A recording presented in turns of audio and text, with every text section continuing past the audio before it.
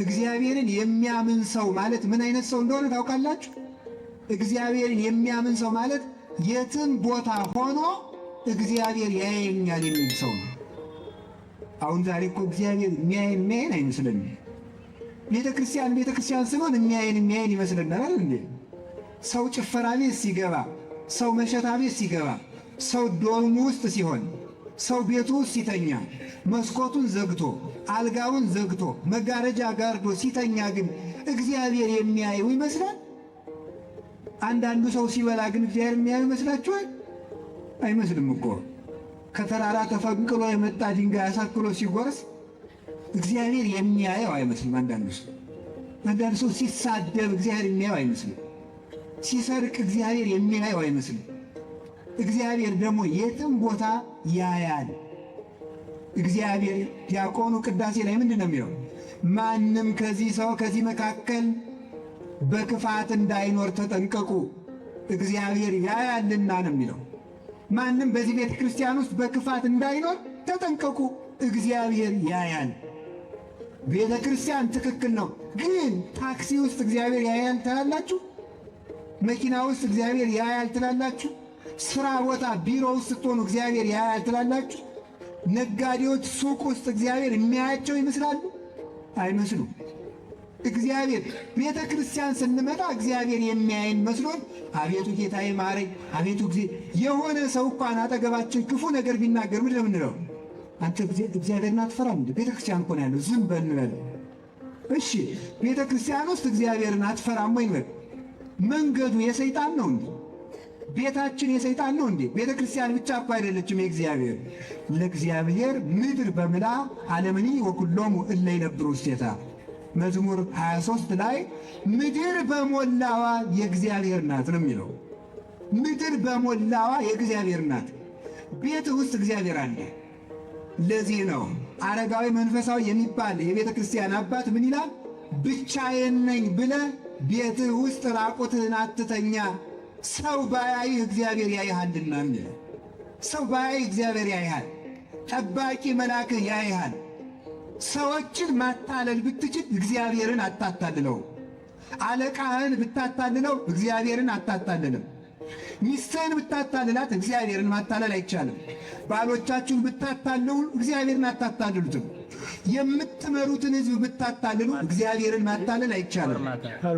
የዕቃ የምትሸጡለትን ሰው ብታታልሉት እግዚአብሔር አባይ ሚዛን፣ ሐሰተኛ ሚዛን በእግዚአብሔር ዘንድ አሰያፊ ነው ይላል።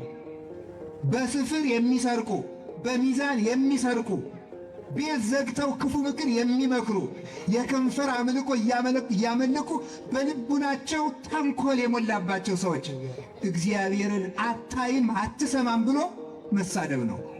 ስለዚህ ወጣቶች፣ ወንድሞቻችን፣ እህቶቻችን የትም ቦታ ኃጢአት ስሩ የሚል ሕሊና ሲያያት ሲመጣባችሁ እግዚአብሔር ያየኛል ማለት አለባችሁ። እስኪ በሉ ማን ያየኛል ያላችሁት?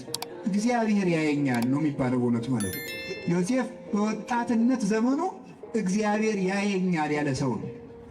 ወጣትነት ዘመን እሳት የሚመራው ዘመን ስለሆነ እግዚአብሔርን ማሰብ ካልተቻለ እጅግ አደገኛ ነው፣ ያሰጥማችኋል።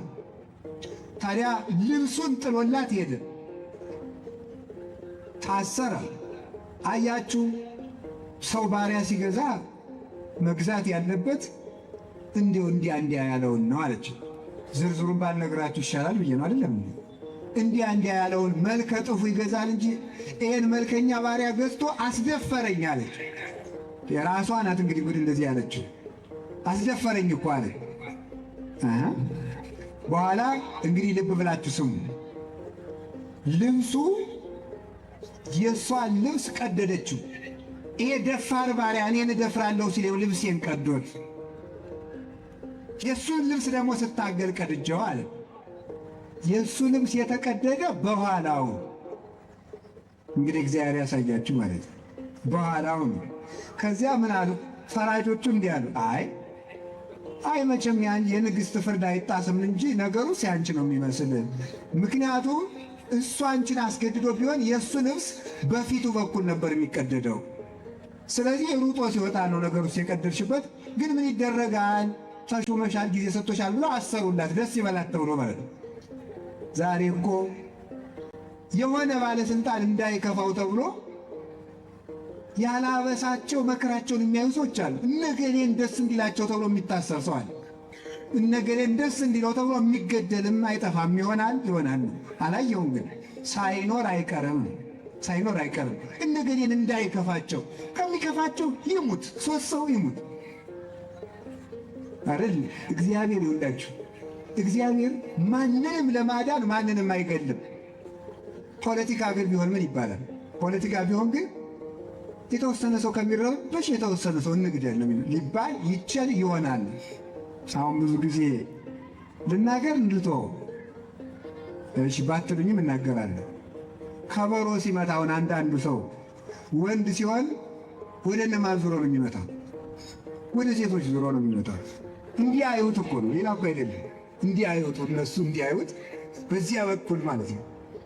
አንዳንዱ ሰው ደግሞ ሴቶች በተቀመጡበት ስንጥቅ አድርጎ የሚያልፍ ሰው አለ። ደግሞ እዚያ እንዲያዩት ነው። ምንም እኮ አይደለም። ስለዚህ ከበሮ እነገሌ እንዴት ነው የሚሉኝ፣ በነገሌ ምን ስዕል አለኝ እየተባለ ነው የሚመታው ማለት ነው። አሁን ከበሮ ሲመታ አስከስታው እንቅጥቅጡ ብር መሰኘቱ ምንድን ነው? ለእግዚአብሔር ነው ለሰዎች ነው?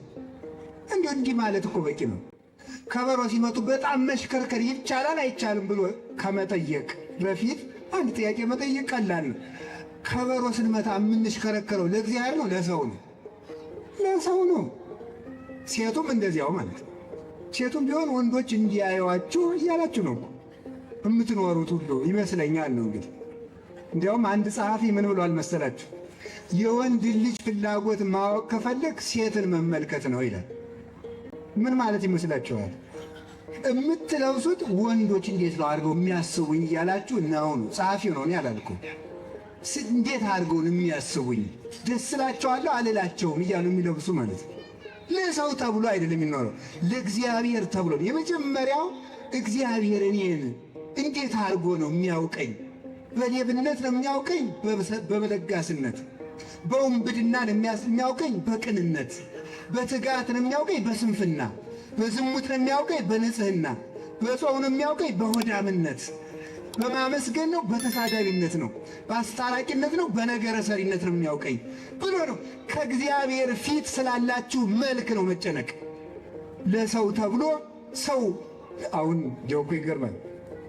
አንድ ሰው ብር ይሰጠና ቤተ ክርስቲያን እገሌ 50 ሺህ ብር ሰጥቷል እልል በሉለት። ሰዎች አሁን ሰውየውም ከዚያ በኋላ ምንድን ነው ሌላ ቀን 10 ብር ሲሰጥ ዝም ብንል ዛሬ አንሶ ነው ያለጨበጨቡልኝ ማለት ይጀምራል ማለት። እግዚአብሔር ይቀበለኛል ሳይሆን ሰዎች እንዴት አሉኝ ስለሆነ ማለት ነው። ሰዎች እንዴት አሉኝ፣ ሰዎች ተቀበሉኝ አልተቀበሉኝ። ሰውን መሰረት አድርጎ የሚሰራ ስራ ሰው ሲወድቅ አብሮ ይወድቃል፣ ሰው ሲፈርስ አብሮ ይፈርሳል። ሰውን እየተከተለ እግዚአብሔርን የሚከተል ሰው ይጠፋል። እግዚአብሔርን ተከትሎ ከሰው ጋር ይኖራል እንጂ ሰውን ተከትሎ ከእግዚአብሔር ጋር አይኖርም። ሰው ተሰባሪ ነው፣ ሰው ተሰናካይ ነው፣ ሰው ወዳቂ ነው። ጽኑ እግዚአብሔር ነው። ሩጫቸውን የጨረሱና እሱን የመሰሉ ቅዱሳንን ግን እንከተላቸዋለን። አሁን ለዚህች ሰው ተብሎ ያ ጻድቅ ሰው ታሰረ። በኋላ እግዚአብሔር አልተወውም። ከእስር ቤት ውስጥ እያለ ደግሞ ሕልም የመፍታት ጸጋን ሰጠው እግዚአብሔር። እስር ቤት ሊያወጣው ሲፈልግ ማለት ነው። ነገር ሁሉ ለበጎ ነው የሚባለው ወደዚያ ነው። ነገር ሁሉ ለበጎ ነው። እስኪ በሉ አንድ ጊዜ ምመነን፣ ነገር ሁሉ ለምንድን ነው? ለበጎ ነው። መታሰርም መጨነቅም ሰዎች ሁሉ ተሰብስበው ውሸታም መሆናቸውን ግድ የለም፣ መልካም ነው። 11 ወንድሞች ነበሩ። 11ዱም ጨካኞች፣ 11ዱም ውሸታሞች፣ 11ዱም ደግሞ አሳልፈው የሚሰጡ ናቸው። ኢትዮጵያ ውስጥ 110 ሚሊዮን ሕዝብ ካለ 110 ሚሊዮን 109 ሚሊዮን 999 ሺህ ሰው ውሸታም ሆኖ አንድ ሰው ቢተርፍ እንኳን ይህም ቢሆን ለበጎ ነው። ይህም ቢሆን ለበጎ ነው። እግዚአብሔር በአንድ ሰው መፍትሄ ስለሚያመጣ ማለት ነው። አሁን ሰው በጣም የጨካኞችና የክፉ ሰዎች መብዛት እያስጨነቀው ነው ብዙውን ሰው። አለቀልን ብሎ ወደ መወሰንም እየደረሰ ነው። አንዳንድ ሰው ከዚህ በኋላማ ምን ቀረን እያለ ነው። እግዚአብሔር ሁሉም ክዶ አንድ ሰው ቢቀርም በዚያ መፍትሄ የማምጣት ኃይል ያለው አምላክ ነው እግዚአብሔር። ወንድሞቹ ሁሉ ሸጡት። ከዚያ ደግሞ የተሰደደበት ሀገርም ደግሞ እስራት። አንዳንድ ጊዜ መከራ ሲደራረብ እግዚአብሔር የሌለ ይመስላል። ሊቃውንቱ ይላሉ ደመና ሲበዛ ፀሐይ የሌለ ይመስላል፣ ውሸት ሲበዛ እውነት የሌለ ይመስላል፣ መከራ ሲበዛ እግዚአብሔር የሌለ ይመስላል ይላሉ። ግን ደመናውን ነፋስ መበተኑ አይቀርም፣ የውሸት ብዛትም በእውነት መበተኑ አይቀርም። ጊዜ የሰጣቸው ሰዎችም በጊዜ መሰናከላቸው አይቀሩም።